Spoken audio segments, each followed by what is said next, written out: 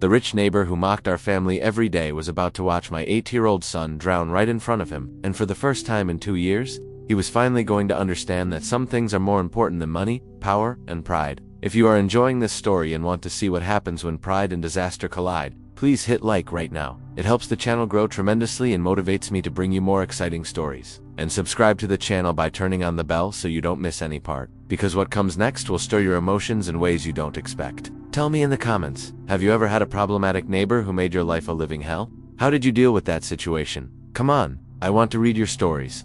The rainwater pounded against the trailer window as if 1,000 invisible fingers were trying to force their way in. Each drop a tiny hammer against the thin, cracked glass that separated the Morrison family from the chaos unfolding outside on that fateful September night in Cedar Falls, Iowa. Robert Morrison lay on the narrow bed that creaked with every movement, eyes fixed on the ceiling stained with years of moisture and mold. Counting the leaks, he knew by memory the way a prisoner counts the days scratched on the wall of his cell. 1 near the tiny kitchen, right above the rusty 2-burner electric stove that barely worked. 2 in the narrow, cramped hallway that led to the closet-sized bedrooms, and that persistent, relentless, merciless one above Jamie's bed, dripping in an irregular hypnotic rhythm capable of driving anyone to the brink of madness after hours of constant exposure. He rose from the bed with a heavy, resigned sigh that came from the depths of his weary soul, his knees cracking loudly in the relative quiet of the room. He was only 37 years old, but he felt at least 60, every joint protesting, every muscle aching from years of brutal manual labor and relentless stress that corroded his body.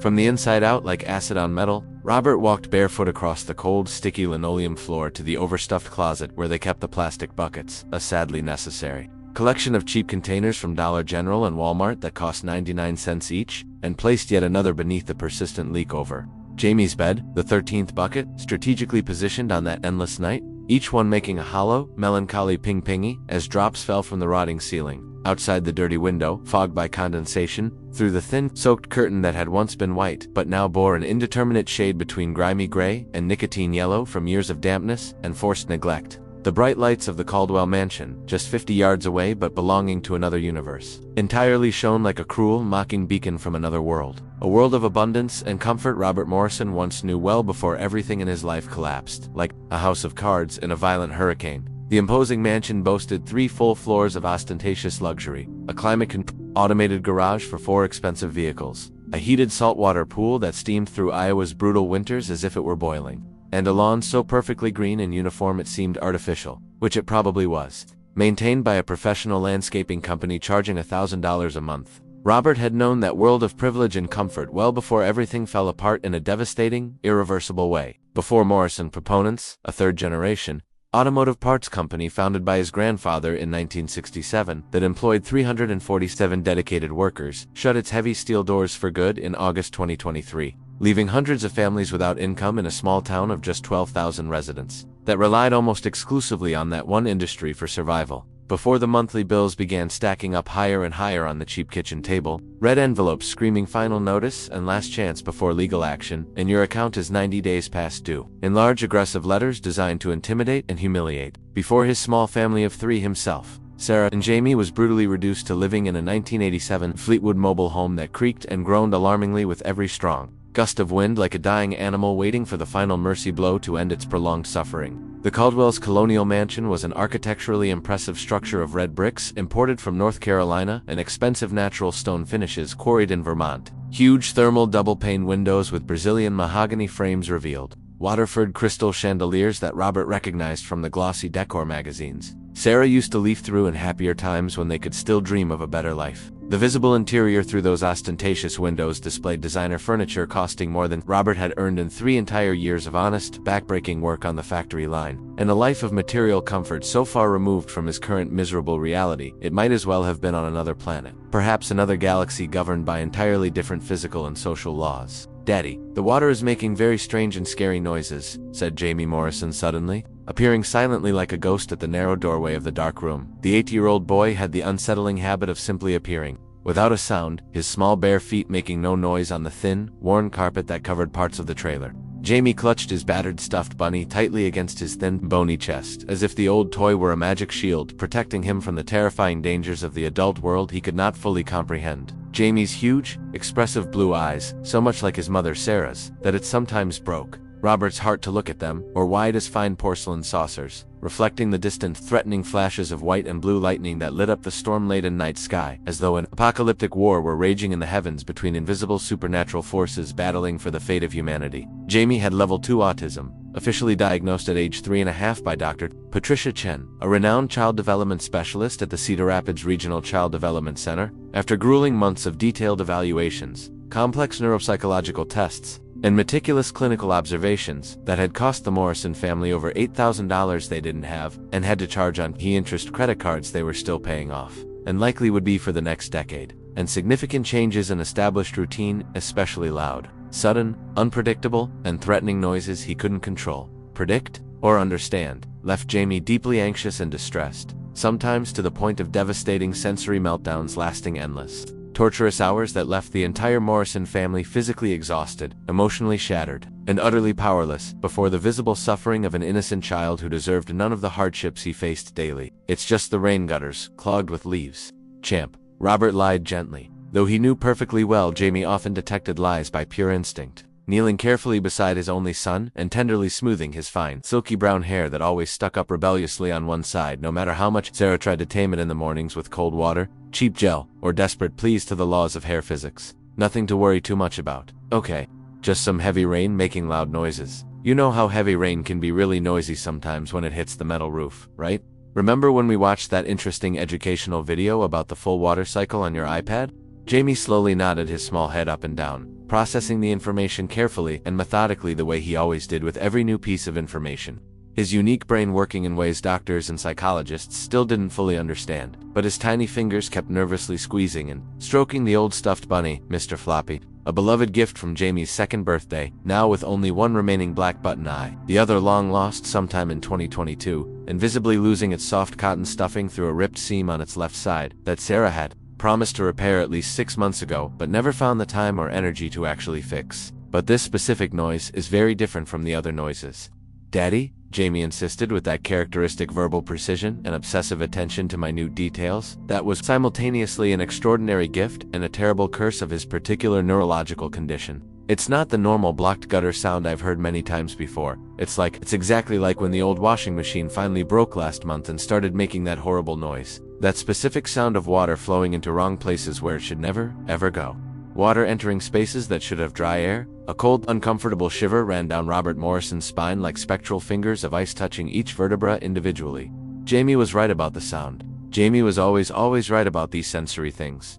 Always, without exception. The boy might not easily grasp complex poetic metaphors or subtle social sarcasm that relied on shared cultural context. He might struggle significantly with prolonged direct eye contact and complex social conversations with multiple simultaneous layers of implied meaning that most neurotypical children his age instinctively mastered. But when it came to sound patterns, to detecting subtle changes in the acoustic environment, to perceiving minute sensory details that others completely ignored or never consciously registered, his son Jamie was like a super-sensitive high-precision detector, calibrated and tuned to frequencies the rest of humanity simply could not access. Sarah Morrison, his devoted 35-year-old wife who now looked easily 45 or even 50 after 2 brutal, relentless years of extreme financial stress, unceasing worry that never paused for even a moment, and chronic sleep deprivation that drained her life force and will to live like an invisible vampire, sucking blood night after night, rushed into the narrow, cramped room, clutching her cheap, outdated Samsung Galaxy smartphone, a 2019 model with a visibly cracked glass screen in the upper right corner, forming a spiderweb of fractures with visibly trembling hands she couldn't control no matter how hard she tried. Her dark brown eyes, which had once shone with radiant youth and romantic dreams of a brighter future when they married 12 years ago in a simple but beautiful ceremony at the First Community Baptist Church, now showed something deep and disturbing that Robert hadn't seen on her face in a very, very long time. Genuine, visceral, primal fear. The kind that comes from the oldest reptilian parts of the human brain evolved to detect imminent mortal danger. Her normally flushed face was pale as printer paper under the weak, yellowish, flickering glow of the cheap 60-watt incandescent bulb they had bought at Dollar General for exactly $9.99 plus state tax. "Robert," she said in a tense, artificially controlled voice. A harsh whisper desperately trying not to alarm Jamie any more than the already visibly frightened boy was. "The official emergency alert from the National Weather Service just changed drastically on my phone literally 30 seconds ago. It's no longer just a preventive flood watch like it was an hour ago. Now it's an official severe flood warning of maximum category with extreme risk to life. They are explicitly saying that the Cedar River can and probably will overflow its historic banks at any moment in the next few hours. The Green Valley Dam is under extreme, potentially critical hydraulic pressure, according to the engineers monitoring it 24 hours a day. Robert, they never, absolutely never use these specific words and this kind of alarming language unless the situation is really, truly serious. Very, very serious.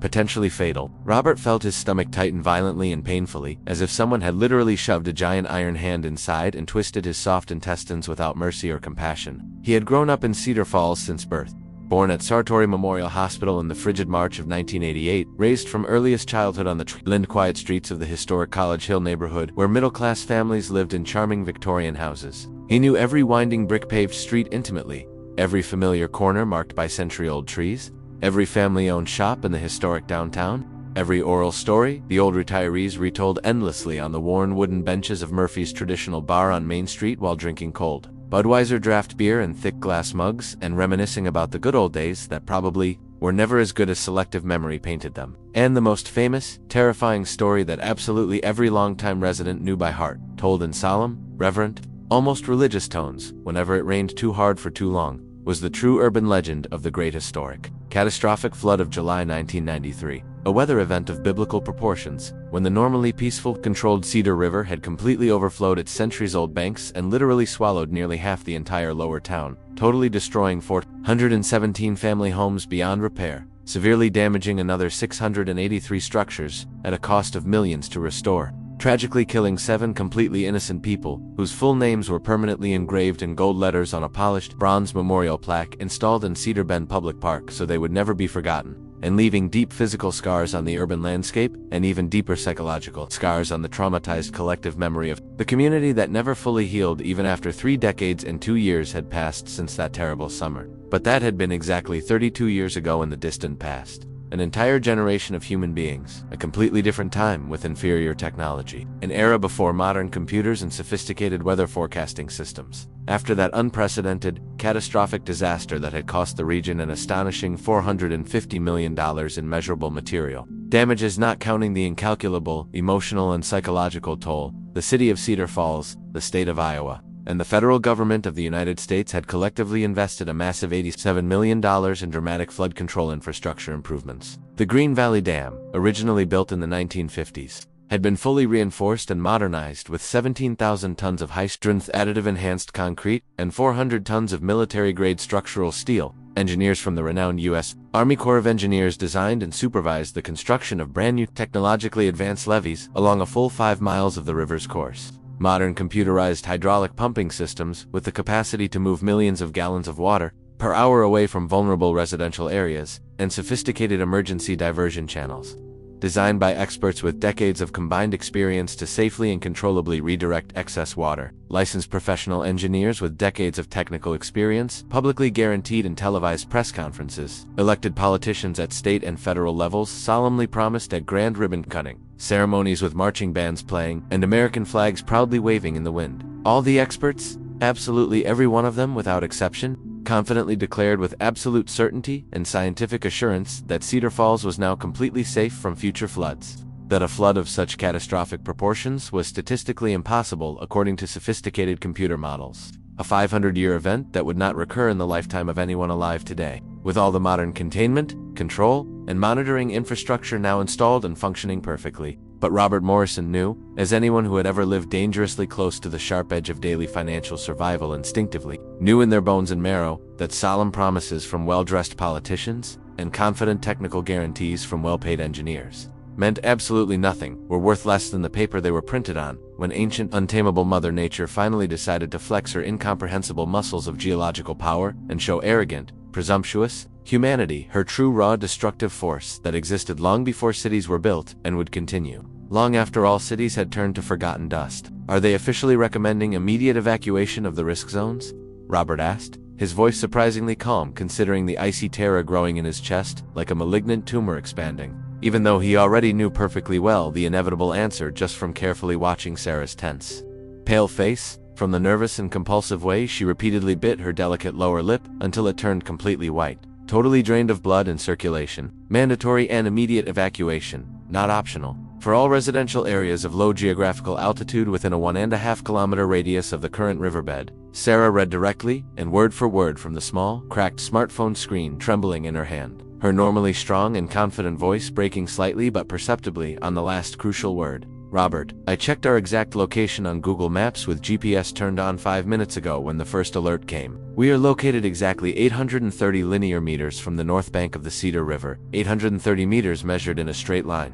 We are well inside the official red zone of extreme danger and imminent risk of death. Jamie immediately began his characteristic behavior of rocking his body back and forth repeatedly, a rhythmic self-stimulating movement that neurologists explained was a form of sensory self-regulation that manifested automatically when his hypersensitive nervous system was overwhelmed beyond its natural capacity to process. When the outside world became too much information, assaulting his senses simultaneously, too much physical sensation hitting his hypersensitive skin, too much unpredictable and chaotic change happening around him for his unique autistic brain to process adequately without entering panic mode and defensive shutdown. I don't want to leave here. I don't want to leave. I don't want to leave, he began repeating in a monotonous, mechanical, and increasingly agitated cadence that indicated dangerous levels of anxiety building up. This place is our safe, familiar place. This is our home, where we live. I don't want to go to a different unknown place. New places are scary and have things I don't know. I don't want to leave. I don't want to leave. I don't want to leave here. Robert hugged his son firmly but gently,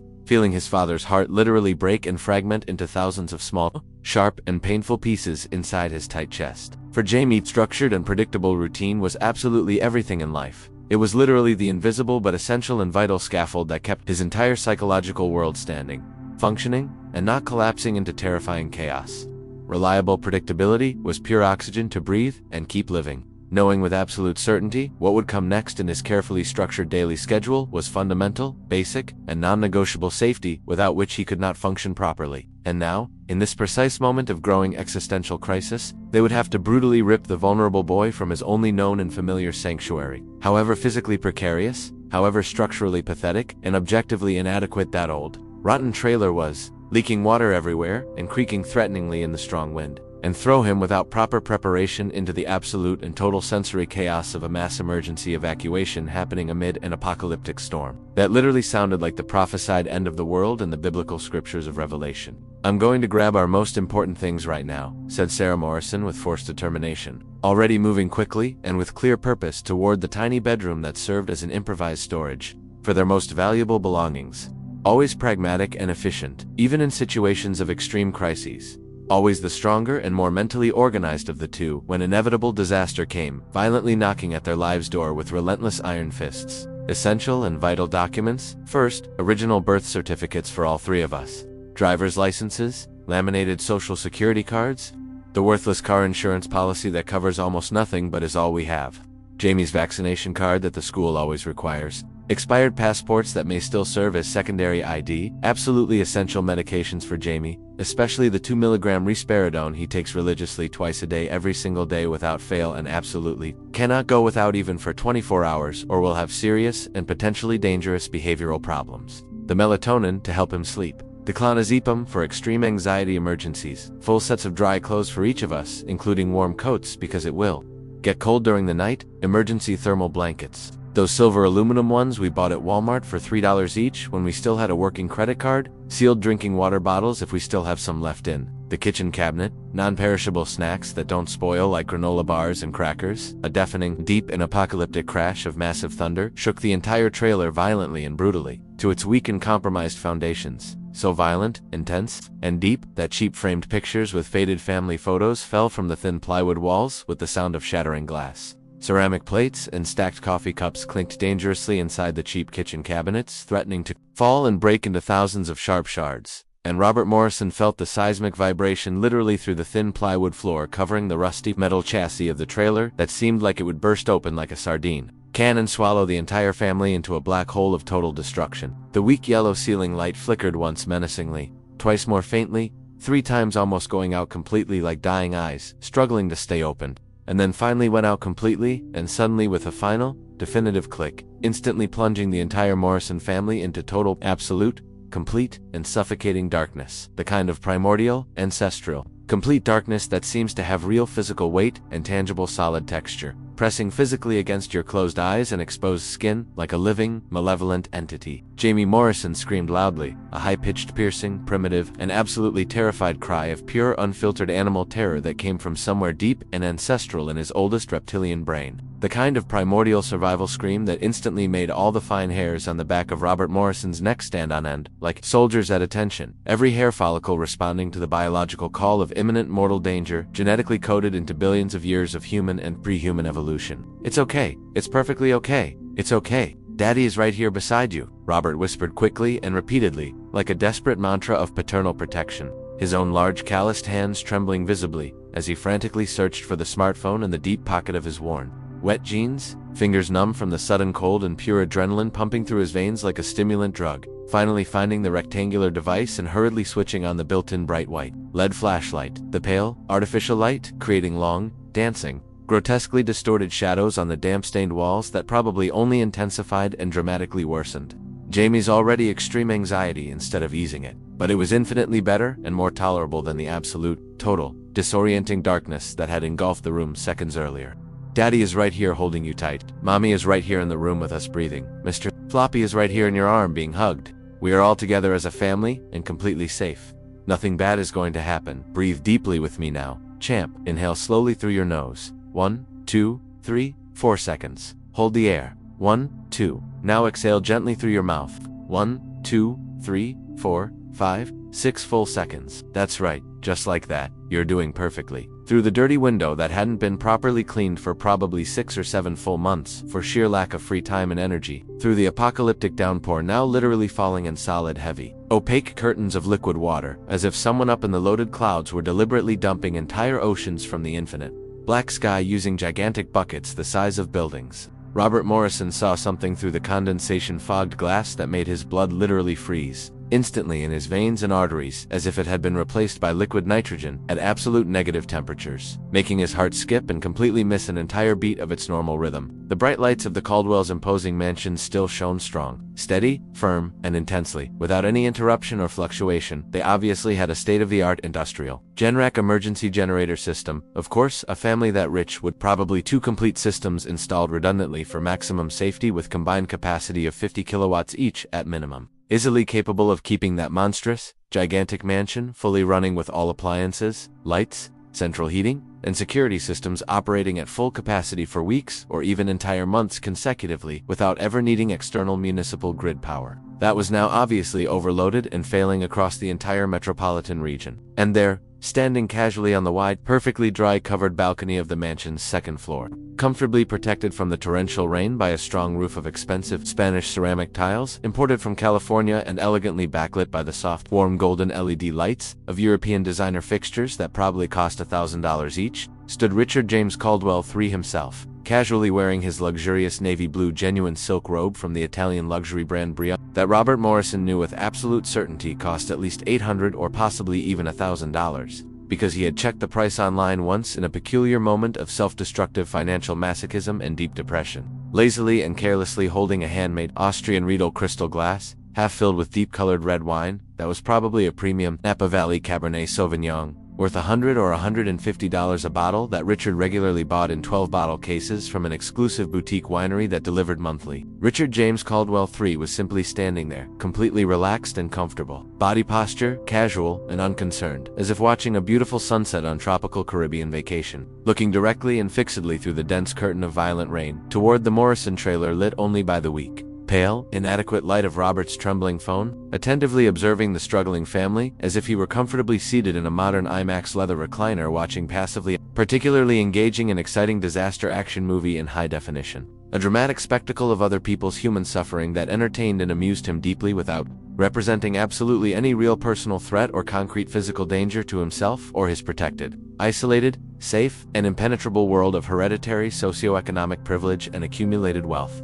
Richard James Caldwell III, 43 years of chronological age, an extremely financially successful self-made businessman, at least according to the narrative he carefully liked to build and constantly repeat about himself in proud, interviews for local newspapers like the Cedar Falls Gazette and the Waterloo Cedar Falls Courier whenever he had the opportunity for self-promotion, although Robert Morrison knew perfectly well, and with absolute certainty because they had once been close co-workers and even beer-drinking friends a long time ago in a completely different, unrecognizable life, that Richard had conveniently started his supposed heroic entrepreneurial journey from nothing. With a modest initial family loan of exactly $200,000 in cash from his extremely wealthy father, Harrison Caldwell, too, an established luxury car dealership magnate who personally owned 18 profitable establishments, strategically spread across 3 Midwestern states, generating millions annually in net profit, absolute owner and autocratic CEO of 3 prosperous, highly lucrative luxury vehicle dealerships in northeastern Iowa, Cedar Falls Luxury Motors exclusively specializing in German premium brands, Mercedes-Benz and BMW on the city's main commercial avenue, Waterloo Premium Autos strategically focused on high-performance Audi vehicles and Japanese luxury Lexus near the regional Cedar Valley Mall, and Dubuque Elite Vehicles selling exclusively expensive Porsche sports cars, cutting-edge electric, Teslas, and robust British Land Rovers to the wealthiest residents of the Mississippi River Hills. Personal net worth conservatively estimated between $8 and $12 million, according to the detailed financial profile published in 2024 in the Monthly Business Magazine, Iowa Business Monthly that ranked annually the richest and most influential entrepreneurs in the state. A former close co-worker and even casual social friend of Robert Morrison back in the golden, nostalgic days when Robert still had a real, respectable and well-paid job, when both young and ambitious men worked side by side daily in the busy sales department of the original Cedar Motors dealership back in 2015 and 2016, before Richard strategically bought the entire business from the retiring owner Gerald Murphy for $1.5 million in cash in 2017, with substantial financial help from his millionaire father, and long before their relative positions in the rigid social hierarchy and vertical economic ladder had swapped so drastically and irreversibly that it was as if the two men had literally changed into completely different species on the Darwinian evolutionary chain, one rising meteoric and triumphantly, 2 imperial eagle majestically soaring the skies on warm thermals, the other shamefully descending and plummeting to common urban sewer rat struggling to survive another day among rotting garbage and human waste. And the man who, for the last 2 whole uninterrupted years, precisely since the cold March of 2023, when the Morrison family had desperately and humiliatingly moved into the cheap, deteriorated, and socially stigmatized Riverside Mobile Home Park, on the other side of old cobblestoned Maple Street from his ostentatious colonial mansion, had methodically, deliberately, and apparently systematically turned the Morrisons' daily existence into a silent psychological hell, persistent and absolutely relentless. A constant torture of creatively varied small cruelties, carefully calculated to cause maximum emotional damage. Performative public humiliations always executed with an audience of witnesses to maximize embarrassment. And venomous verbal comments skillfully disguised as legitimate neighborly concern or harmless humor and friendly teasing. Whenever confronted or questioned about his objectively cruel and morally indefensible behavior, Sarah quickly appeared from the darkness of the back bedroom, firmly holding 2 old, worn-out Jansport backpacks, one royal blue completely faded by the sun to almost white in some areas, one bright red with the right shoulder strap visibly amateurishly patched with several layers of silver, duct tape, both backpacks visibly stuffed and bulging nearly to the point of bursting at the seams, with hastily but strategically packed essential emergency survival supplies. Sarah was completely drenched and dripping from the violent rain that was now seeping into the trailer's interior through at least 6 or 7 different points in the compromised roof and thin sidewalls. Her normally neat natural brown hair was plastered to her pale forehead by water and cold sweat of fear. Her small delicate hands trembled so visibly and violently that she could barely hold the straps of the heavy backpacks properly. "We have to leave right now. The water is already 8 centimeters deep in the kitchen and visibly rising every minute. Now, Robert." Immediately. They ran frantically toward the narrow front door, which was slightly swollen and jammed from the humidity.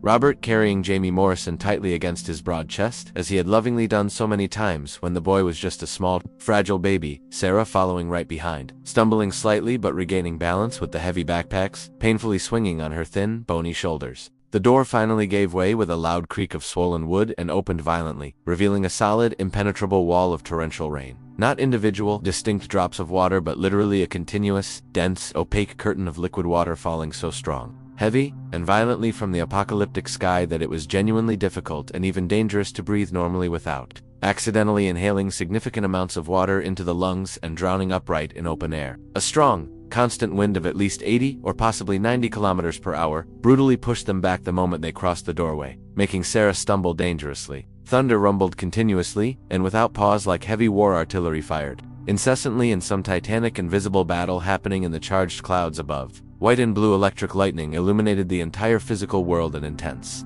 blinding stroboscopic flashes of ultraviolet light that temporarily turned everything into distorted negative images of a low-budget black and white horror film. Robert protectively pressed Jamie's small head against his muscular chest to shield the frightened boy's sensitive face from the punishing rain that pelted down like steel nails being hammered, and began to run awkwardly across the completely soaked and slippery grass toward the old Dodge Caravan that had been faithfully parked about 15 meters away but now seemed miles distant given the extreme and dangerous weather conditions. His bare feet sank deeply into the sticky, sucking mud with each laborious and exhausting step. The relentless rain lashed violently against his exposed, unprotected face like sharp little projectiles fired from a machine gun. Jamie was clearly screaming desperately into his chest, but the high-pitched sound was completely swallowed and nullified by the deafening, omnipresent roar of the apocalyptic storm that utterly dominated every other existing sound. Sarah was right behind him, running as fast as she could, stumbling dangerously once into an invisible hole filled with muddy water, but miraculously regaining precarious balance at the last second before falling face first into the mud.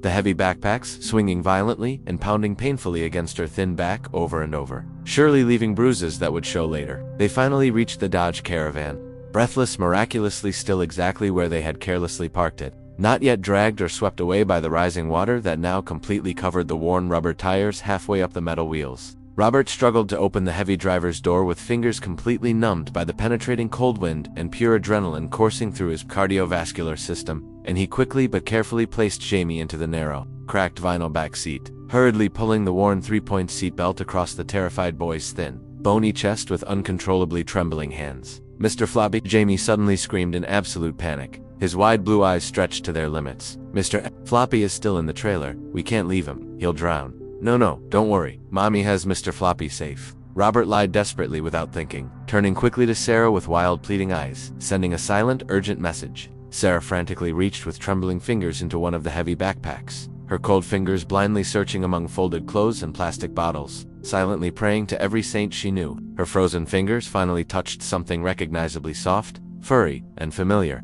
She pulled the soaked, water-heavy stuffed rabbit out of the backpack with a deep, audible sigh of relief, so intense and visceral it nearly made her collapse right there from combined emotional and physical exhaustion. "Here he is, safe and sound. Dear Jamie, Mr. Floppy is here, safe with Mommy. Mommy would never ever forget Mr. Floppy, never." She carefully handed the wet, dripping rabbit through the narrow opening between the front and back seats. And Jamie immediately grabbed it with both small hands, like a desperate castaway clutching a life jacket thrown from a rescue boat, pressing the soaked, cold, familiar toy tightly against his pale, wet face. Mr. Floppy is safe with me. I won't let you go. Never." Sarah practically threw herself into the passenger seat, pulling the heavy door shut with all her limited strength against the brutal force of the resisting wind. Water was already beginning to seep inside under all four of the vehicle's old doors, seeping through the dried, cracked, completely ineffective rubber seals that were supposed to keep water out, but were miserably failing their basic function. The thin, old carpet on the floor was already completely soaked, making unpleasant sucking and splashing sounds each time someone moved their feet. Robert Morrison quickly dropped into the familiar, worn driver's seat, and slammed the metal door shut with all the force he could muster, and shoved his trembling hand into the soaked pocket of his heavy jeans in desperate search of the car keys. His frozen, numb fingers, with almost no tactile sensitivity, finally found the familiar worn keychain, a cheap metal piece with a completely faded, unrecognizable Morrison Components logo he kept purely for pathetic sentimentality and painful nostalgia of better times that would never return. He managed to slide the cold metal key into the ignition with an unsteady hand that missed the slot twice before finding it. Robert Morrison closed his eyes briefly, whispered a silent but fervent prayer to any god or deity that might be listening on this apocalyptic night of storm and chaos. Jesus Christ, Buddha, Allah, Zeus, anyone with the power to intervene in mortal human affairs. He turned the cold metal key with desperate hope. The old, tired six-cylinder engine coughed pathetically once, wheezed like a dying man with severe pneumonia, but stubbornly refused to catch. No. Please God, don't do this to us now." Robert whispered desperately through clenched teeth, feeling genuine, paralyzing panic rising rapidly in his throat like burning acid bile threatening to choke him completely. Robert Sayre's normally confident voice was thin, taut, stretched nearly to the breaking point like a violin string tightened beyond its safe limit.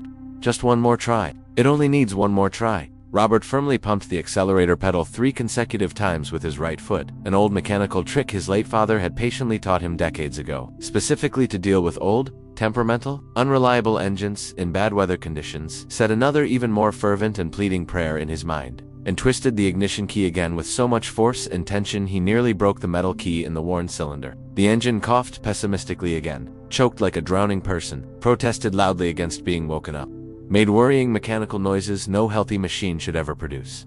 And then, miraculously, against all statistical odds and reasonable expectations, it caught with a rough, irregular, but functional roar, making the entire van vibrate and shake violently. "Thank God Almighty.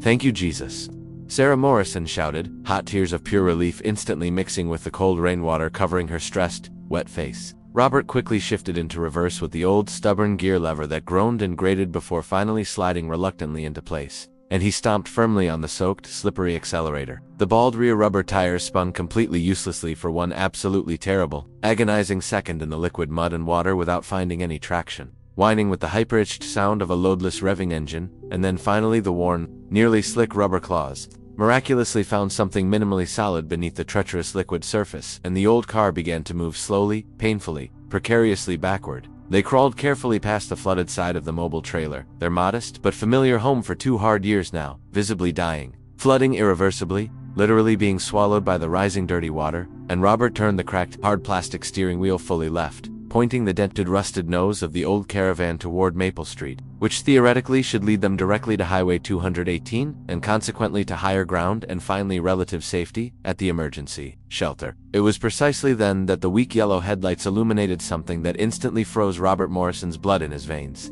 Maple Street was no longer recognizable as a street. It was now a violent, raging, completely uncontrollable river. Dark brown, nearly black water, in the deep darkness, punctuated only occasionally by the white flashes of distant lightning, rushed violently and rapidly from left to right with terrifying speed and visible destructive power, carrying urban debris of every possible and imaginable type, entire tree branches with green leaves still attached, swaying, green municipal plastic trash bins, spinning wildly like drunken rudderless boats, what clearly looked like an entire painted white wooden residential fence floating horizontally like an improvised raft, rubber tires of various sizes, submerged children's bicycles, plastic lawn furniture, unidentifiable pieces of construction debris, assorted things that definitely shouldn't be floating but were. The dangerous water level was far above the height of the concrete curbs, at least 60 or 70 centimeters in the center of the flooded street, and visibly, measurably, frighteningly rising by the minute as Robert watched, horrified and paralyzed. "Robert, can we cross that safely?" Sarah asked, her voice shaking violently and uncontrollably, with genuine fear she could no longer hide or suppress, no matter how hard she tried to be strong. "Robert, can we cross, or not?" Robert Morrison quickly assessed the critical situation with the experienced eyes of someone who had grown up in this city since birth, and knew every subtle slope of the terrain, every minor topographic rise, every low point, vulnerable to flooding. Cedar Falls High School was located exactly 4 kilometers and 800 meters northwest of their current position. Up the road on naturally elevated, geologically safe ground near the intersection of Searly Boulevard and College Street, an area that had never flooded even during the historic catastrophe of 1993 because it was built on solid rock 15 meters above the river's normal level. If they could miraculously reach Highway 218, they would be progressively on higher and safer ground with every block they advanced. They would finally be safe and protected. The official emergency shelter set up by the county's crisis management department would have ample covered space for hundreds of people. Basic but sufficient food supplied by the American Red Cross, dry clean blankets donated by local churches, volunteer nurses trained for emergencies, reliable electricity from powerful industrial generators, central heating to fight the night's cold, everything, absolutely everything the Morrison family desperately needed to survive this apocalyptic night. But to reach the life-saving Highway 218, they had to cross 2 entire residential blocks, about 400 linear meters of urban streets, now completely transformed into furious, potentially deadly torrents. 2 blocks that under normal everyday circumstances would take only 90 casual seconds to drive without hurry, but now, in this moment of extreme crisis, seemed as distant, impossible, and inaccessible as the cratered surface of the moon or the snow-capped peak of Mount Everest to a climber without proper equipment. "We don't have a real choice," Robert finally said with a voice forced to sound firmer and more confident than he truly felt inside. Trying to project paternal confidence he didn't possess to reassure his terrified family. "If we stay here doing nothing, we'll be completely trapped in minutes when the water rises higher. The trailer will flood totally and collapse structurally in less than half an hour by my estimate. The water is rising too fast, too violently, too relentlessly. The physics and math are brutally clear and indisputable. We must move now immediately. While we still have a narrow window of opportunity, and the engine is still running, and the wheels still have some minimal traction. Sarah bit her lower lip so hard, Robert saw a small drop of bright red blood appear on the delicate skin. She nodded once, a sharp, rigid movement of her head. Then let's go. Now, Robert carefully shifted into first gear, felt the old, worn transmission protest, with worrying mechanical sounds of metal against metal, desperately needing lubrication, and began to move forward extremely slowly and cautiously into the dark, threatening water. The heavy Dodge Caravan gradually entered the violent current, and immediately, instantly, Robert felt with absolute clarity the brutal, relentless hydraulic force pushing sideways against the approximately 2-ton vehicle as if it were made of lightweight papier-mâché or compressed styrofoam instead of solid metal and glass. The old van leaned dangerously to the right, rocked like a boat on a stormy sea. The rubber tires struggled desperately to maintain constant physical contact with the invisible, slippery asphalt beneath the murky, opaque surface that completely hid all submerged dangers. "Daddy, the car is rocking too much," Jamie screamed in terror from the back seat, his voice rising dramatically into that piercing high register of absolute, uncontrollable panic. "It's rocking too much side to side. Cars aren't supposed to rock like this. I don't like when things rock too much." "I know perfectly well, champ. I know you don't like it, and I completely understand," Robert replied through tightly clenched teeth, desperately trying to keep his voice calm and reassuring despite the icy terror exponentially growing in his own chest like a spreading malignant tumor. "Hold Mr. Floppy tightly with both your hands. It'll be over soon. Very soon. Very soon. I promise you solemnly. Just a few more seconds or minutes." Robert gradually pressed the soaked, slippery accelerator, carefully increasing the pressure. They advanced a few precious meters, the dirty brown water now reaching and licking the metal side doors. He could distinctly feel the entire car growing progressively lighter, more buoyant, more at the mercy of the hydraulic forces rather than firmly planted on solid ground. This was catastrophically bad. Very, very bad. Dangerously bad. If the car began truly floating and lost complete contact with the ground, the powerful current would assume total control of the vehicle and they would inevitably be swept downstream, like all the other floating wreckage and debris, utterly powerless to resist or change course. From the cramped back seat, Jamie began making that vocal sound Robert Morrison viscerally hated with every fiber of his paternal being, a high-pitched, involuntary, pulsing, rhythmically repetitive whine that unequivocally signaled his only son was rapidly reaching his absolute limit of sensory and psychological tolerance. Excessive sensory stimulation attacking every sense simultaneously. Excessive environmental chaos impossible to process adequately. Excessive, unpredictable, frightening movement. Excessive traumatic difference from the safety and structured predictability his unique, autistic brain desperately needed to function without total collapse. "It's all right, my baby. Everything is perfectly fine," Sarah tried to soothe in a trembling voice, awkwardly twisting in the passenger seat to look directly at Jamie through the darkness punctuated only by the faint glow of the cell phone, reaching a shaky hand back to touch his bony knee, in physical, tactile reassurance. "Mommy and Daddy are here with you. We're all together as a united family. You're completely safe, strapped into your seatbelt. Mr. Floppy is with you, being hugged tight." Cracked a loud, violent, terrifying sound of solid impact. Something extremely heavy and solid had slammed brutally against the driver's side of the car. A large, thick oak branch, at least 20 centimeters in diameter, or a substantial piece of heavy construction debris, like a concrete block or timber beam. The Dodge Caravan rocked violently, uncontrollably to the right, tilting dangerously, the left wheels losing terrifying momentary contact with the ground as cruel physics and relentless hydrodynamics actively conspired against the Morrison family's survival. Jamie screamed at an ear-splitting volume high enough to literally pierce eardrums and cause sharp physical pain in adult ears. "Keep driving. Keep going. Don't stop." Sarah screamed desperately at Robert, her own small hands now rigidly clamped to the cracked plastic dashboard, short nails buried deep into the cheap synthetic material leaving permanent crescent-shaped marks. Robert Morrison slammed the soaked accelerator with every ounce of physical strength in his right leg. The old, tired, mistreated six-cylinder engine groaned pathetically and protested vehemently, producing horrific mechanical sounds suggesting imminent catastrophic failure.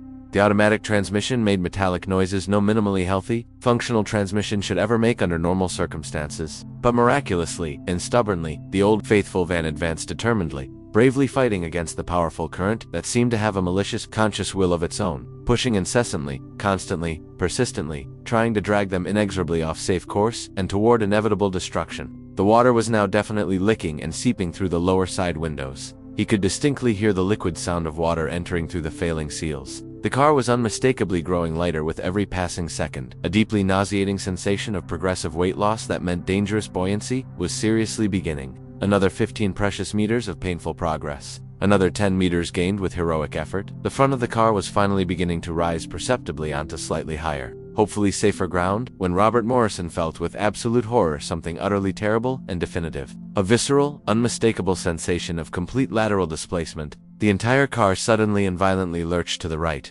perpendicular to the intended direction, as if some giant invisible hand of a mythological titan had brutally shoved it with supernatural force. Robert, Sarah screamed in pure terror. The relentless current had finally taken full hold of them. Everything happened both in cinematic, slow motion, and at the speed of light simultaneously, an impossible temporal contradiction the human brain cannot properly process. The Dodge Caravan spun violently, a full 90 degrees, now positioned sideways, and vulnerably exposed to the furious current, instead of facing it head-on with courage. Robert stomped desperately on the brake with full force, but it made absolutely no measurable difference. They were now completely afloat, carried away helplessly. "Hold on to something solid," Robert shouted with every ounce of lung volume he had. The car crashed violently into something extremely solid and immovable, probably a cast-iron fire hydrant or a reinforced concrete light pole, and spun out of control again. The driver's side plunged dramatically into deep water. The entire world literally tilted sideways as if gravity itself had changed direction. Freezing dirty water began gushing copiously through the gaps around every door, through the dashboard air vents. Sarah was screaming non-stop. Jamie was screaming even louder. Robert Morrison fought frantically with the jammed 3-point seatbelt, finally managing to release it after 3 desperate tries, and turned fully toward the back seat where his son was trapped. "Jamie, hold on." The 8-year-old boy was locked tightly in a seatbelt that would not release. Muddy, icy water, already at his fragile chin, and rising quickly toward his nose and mouth. His enormous blue eyes stretched to their absolute maximum in pure, primal terror no child should ever experience. Mr. Floppy floated pathetically beside him in the dirty water like a lifeless body. Robert clambered awkwardly over the center console into the flooded back seat, the freezing water shocking his cardiovascular and respiratory system violently. His large, trembling fingers fumbled frantically for the red buckle of Jamie's belt, pressing the release button with desperate force. The mechanism did not immediately yield. The water was clearly interfering with a release designed for dry conditions. "Robert, the entire car is sinking fast." Sarah screamed in terror, already chest-deep in the foul brown water, rising over her breasts. Robert Morrison yanked on the plastic metal buckle with sheer brute desperation, arm and shoulder muscles straining to their limits, felt something inside snap and break mechanically, and finally, miraculously, the belt gave way, releasing Jamie. He grabbed the small, light boy with both strong arms, pulling his son's body upward toward the ever-shrinking pocket of air, desperately searching for an exit, for escape, for salvation. The windows, they absolutely had to get out through the windows before the vehicle sank entirely. The rear glass window was already shattered, likely from the violent collision with the pole or hydrant. Small shards floated in the water. Robert shoved Jamie firmly toward that saving opening, physically forcing his son through the jagged, dangerous gap as the car tilted ever downward and the passenger compartment filled completely with icy water. Sarah was already half climbing, half swimming her way out the passenger side. "Go, go, go now," Robert screamed in absolute desperation. Jamie clambered awkwardly through the broken window, dropping immediately into the terrifying, turbulent water outside. Sarah dove courageously after him without a shred of hesitation, catching the boy. Robert followed swiftly, the car literally dying and sinking behind him with a long, sad metallic groan, like some mythical sea creature returning to the depths. The violent current was absolutely unbearable and brutal, like being caught and spun endlessly inside a giant industrial washing machine filled with icy, filthy water and sharp, cutting branches. Robert could see nothing through the murky darkness, only feel his body dragged helplessly, smashing painfully into submerged objects, swallowing involuntary gulps of contaminated, probably toxic water. His bare feet touched something miraculously solid beneath.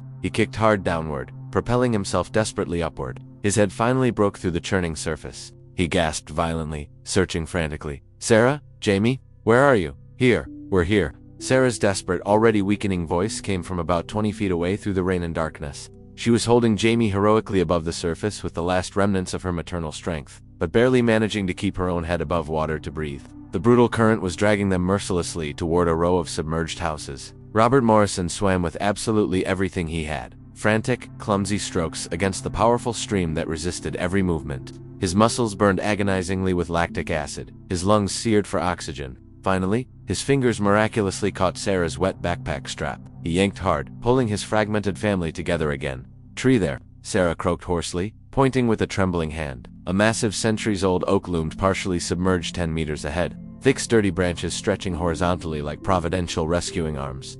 If they could somehow reach it and cling on, the merciless current swept them closer to the saving oak. Robert stretched desperately, cold fingers scraping painfully against the rough bark. He failed on the first try. They began to drift past. But then Jamie, with pure animal survival instinct Robert never knew his son possessed, reached his skinny little arm and miraculously caught hold of a small but sturdy branch. The boy of barely 90 pounds clung with both small hands, knuckles white with effort. "Hold tight, Jamie. Hold with everything you've got," Robert shouted encouragingly, swimming back against the current, finally grasping the same saving branch, then pulling Sarah in with them. The three Morrisons huddled desperately against that tree, clinging fiercely while the raging water constantly tried to tear them away like a predator ripping prey from a safe hiding place. The torrential rain hammered relentlessly.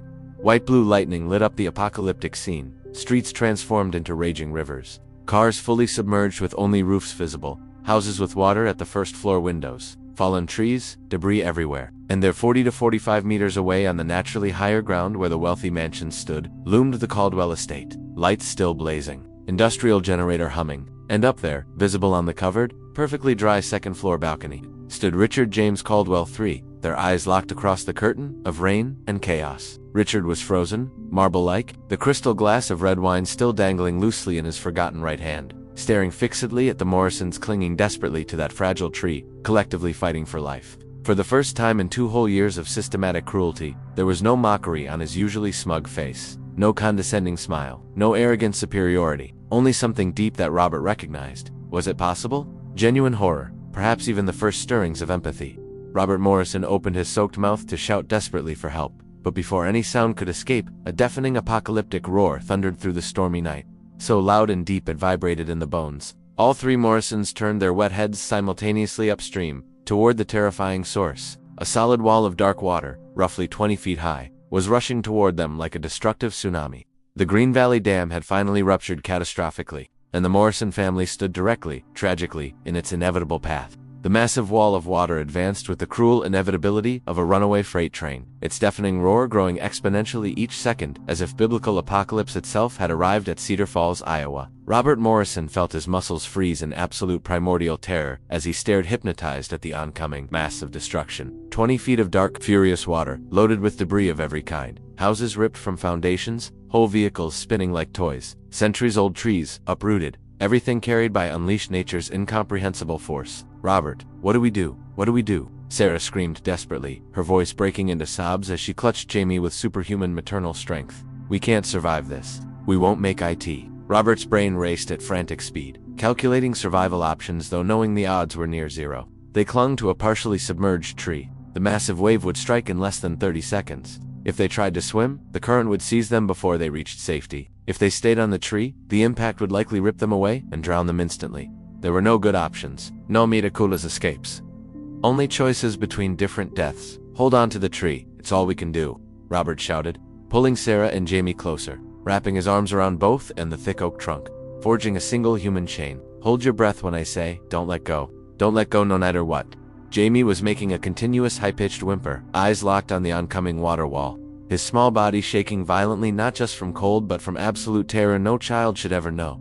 Mr. Floppy had been lost to the current minutes earlier, another devastating loss and a night of incalculable ones. 20 seconds to impact. Out of the corner of his eye, through torrential rain, Robert saw sudden movement on the Caldwell balcony. Richard had dropped the wine glass, it shattered on the floor, and was gesturing frantically, shouting something drowned out by the roar. 15 seconds. Then something utterly unexpected. Richard Caldwell spun and disappeared inside the lit mansion. For a fraction of a second, Robert thought he had simply fled to safety, unwilling to watch his neighbor's inevitable deaths. But then, not more than 5 seconds later, Richard reappeared on the balcony running, now carrying something large and orange, an inflatable emergency life vest for boats. No, he had 2, 3. He was hauling armloads of water safety gear. 10 seconds to impact. Without hesitation, Richard simply leaped from the second-floor balcony, a 6-meter drop straight into the floodwater covering his front lawn. The impact was brutal, but he surfaced seconds later, swimming fiercely toward the Morrisons' life vests floating around him, tied with ropes to his waist. "Caldwell, go back, you'll die," Robert shouted, genuinely shocked.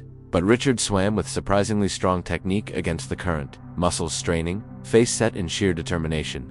He reached the tree with seconds to spare, gasping, immediately tossing vests to the "Put them on, now," Richard barked hoarsely but commandingly. He grabbed one and strapped it on Jamie himself, fingers fastening buckles with practiced efficiency. "This boy first, Sarah, this one's yours. Robert, take the big orange one." 5 seconds. Robert had no time to question, process, or understand. He obeyed instinctively, yanking the bulky vest over his head, snapping the chest buckles tight. Sarah did the same with trembling but swift hands. Richard finished Jamie's, double-checking each buckle with meticulous care grotesquely at odds with the mortal urgency. 2 seconds. Breath. Hold the tree and your breath, Richard shouted, wedging himself beside the Morrisons. His own arm wrapped around the trunk, forming another human barricade shielding Jamie. 1 second. The water wall hit like a freight train made of liquid concrete. The world exploded in absolute aquatic chaos. Robert felt himself ripped from the tree like a leaf in the wind despite his full strength, spinning helplessly in the violent murk, unable to tell up from down,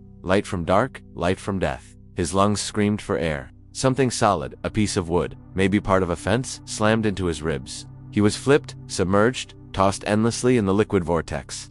And then, miraculously, the life vest did its designed work.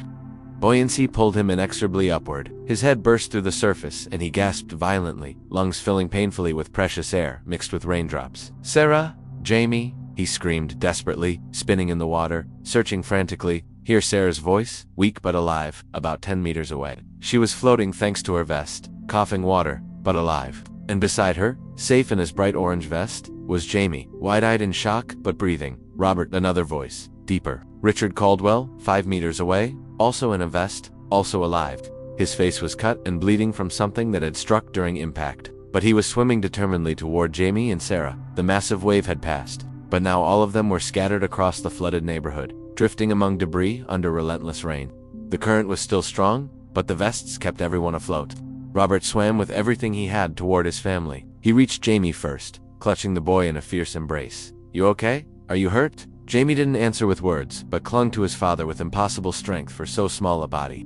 Sarah arrived, and the three embraced in the water, a family island in an ocean of chaos. Richard Caldwell floated toward them, keeping respectful distance, but clearly checking that all were intact. "There's a house there, 2 stories, solid brick structure, water only on the first floor. We can swim to it and climb up. It'll be safe until rescue comes." Robert looked at the man who had tormented his family for 2 years and saw someone completely different. Richard's face was pale, wet, marked by blood and exhaustion, but his eyes showed something that had never been there before, genuine humanity, perhaps even shame. "Why did you do this?" Robert asked simply, voice hoarse with swallowed water and emotion. Richard looked directly at Jamie, then at Sarah, finally at Robert. "Because I saw that little boy about to die, and suddenly nothing else mattered. Not my money, not my pride, not my stupid anger about, I don't even know what. I just knew if I didn't act, I'd be responsible for the death of an innocent child. And I realized I'd already been responsible for so much suffering." His voice cracked. "I'm sorry. God, I'm sorry for what I did to you. It wasn't the moment for forgiveness or full reconciliation, too much damage, too much accumulated pain, but it was a start, an acknowledgement, a fracture in the armor of cruelty Richard had built around himself. "Let's get to that house now," Robert said finally, "and then we'll talk. But Richard, you saved my son. You saved my family. I don't forget that." The 4 swam together through the flooded waters, Richard guiding them toward the 2-story structure he'd spotted. The journey was hard, exhausting, dangerous, but the vests kept them afloat, and eventually they reached the house. The second-floor windows were open, likely the owners had evacuated through them, and one by one they climbed inside, collapsing onto the dry floor of a guest room. For long minutes, no one spoke, just heavy breathing, processing the trauma, silently grateful to be alive. Jamie huddled between Robert and Sarah, trembling but safe. Richard sat against the opposite wall, head in his hands. "Mr. Floppy's gone," Jamie suddenly said, small voice breaking. "He's out there in the water somewhere, alone and scared." Robert felt tears finally come, not just for the toy, but for everything they had lost that night. The trailer that was their home, the car that was their transport, the sense of safety that would never be the same again. But they had each other. They were alive, and that had to be enough. "We'll find you a new friend," Robert said softly, kissing the top of Jamie's wet head. "Better than Mr. Floppy, I promise." "It won't be better," Jamie said with the brutal honesty of autism. "But maybe it'll still be good." Sarah laughed through tears, a sound half hysterical but genuine. Robert pulled her closer, and they remained like that, a huddled family, broken but not destroyed. Richard Caldwell finally spoke from his wall, voice low and weary. "My house probably survived. It's on high ground. When rescue arrives in the morning, you'll stay with me until you get settled. No discussion. It's the least I can do." "Richard, please," Richard interrupted, and there was genuine pleading in his voice. "Please let me do this. Let me start fixing what I broke. It doesn't erase the past. I know that, but maybe it's a first step." Robert exchanged a long look with Sarah. She nodded slightly.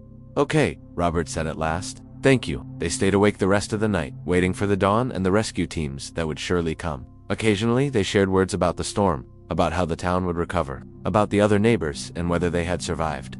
Richard spoke about the sudden impulse that had made him leap from the balcony. How he kept water safety gear because he had a boat on the lake, of course he did. How he had never done anything so instinctive and uncalculated in his entire life. And slowly, painfully, something began to shift between the two men. Not friendship, not yet, maybe never fully, but an understanding. A recognition of shared humanity that the crisis had violently exposed. When the sun finally began to rise over Cedar Falls, a devastated town with shattered streets, ruined homes, lived forever, altered, the first rescue helicopters appeared on the horizon. The sound of the rotors was the most beautiful sound Robert had ever heard. They were rescued around 7 in the morning, hoisted one by one in baskets into a National Guard helicopter. From the air, Robert could see the true scope of the devastation: miles of destruction, the visibly broken Green Valley Dam, brown water covering vast stretches that should have been dry land. But he also saw people on rooftops waving for rescue, people in makeshift boats helping neighbors, people refusing to give up, to surrender, to let the water win. He saw resilience, community, humanity at its best. The Morrisons' new apartment wasn't big, just 2 bedrooms in a subsidized complex across town, but it was theirs. It was dry, and it had only one leak the manager promised to fix. Jamie had adjusted surprisingly well, though he had nightmares about water for weeks. He had a new stuffed bunny, now Mr. Hoppy, because Jamie insisted it had to rhyme with floppy, and a new collection of colorful stones, exactly 49 of them, arranged in 7 rows of 7. Robert had secured a job at one of Richard's dealerships, not charity. Richard had been very clear about that, but a legitimate service manager position with a decent salary. Sarah was working part-time at a daycare that offered specialized care, something she loved, and Richard Caldwell had become something unexpected, not exactly a friend, but no longer an enemy. He visited occasionally, always calling first, always respectful.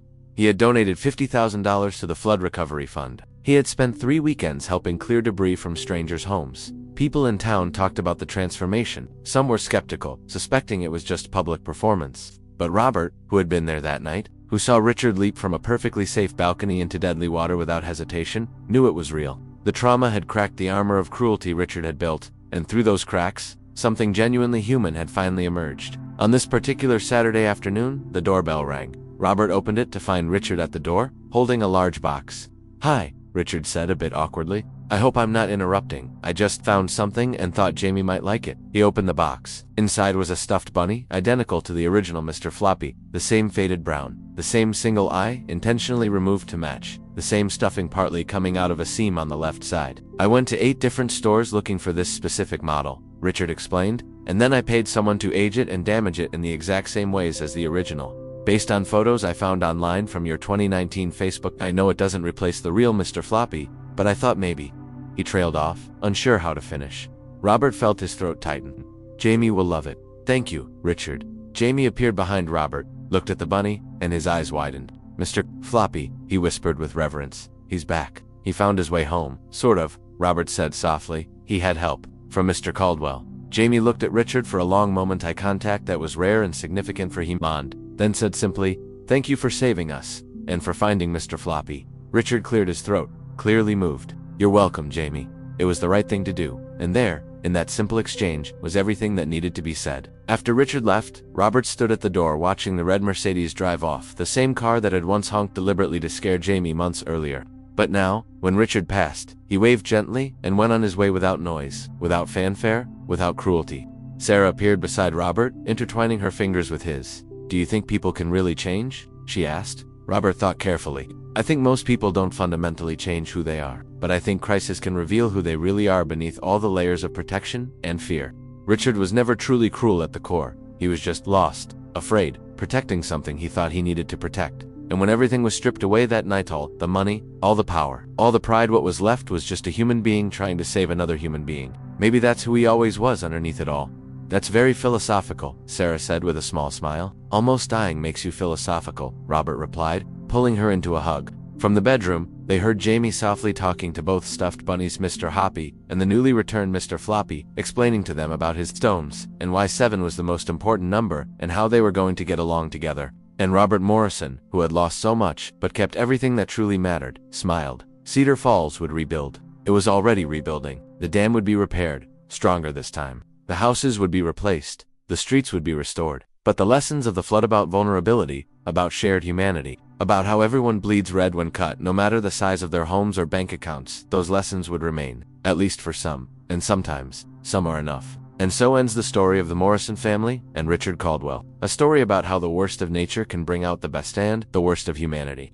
If this story touched you in any way, please leave your like and share it with someone who needs to hear about second chances and redemption. Subscribe to the channel because I have many more emotional stories to share with you. And tell me in the comments, do you believe in redemption? Do you think Richard deserved a second chance? Have you ever had to forgive someone who hurt you deeply? Sometimes the most powerful stories aren't about perfect happy endings, but about imperfect people trying to be a little better than they were yesterday, and maybe, in the end, that's enough. Thank you so much for watching until the end. See you in the next story. Stay well, stay safe, and remember, in times of storm, the only thing that really matters is how we treat each other.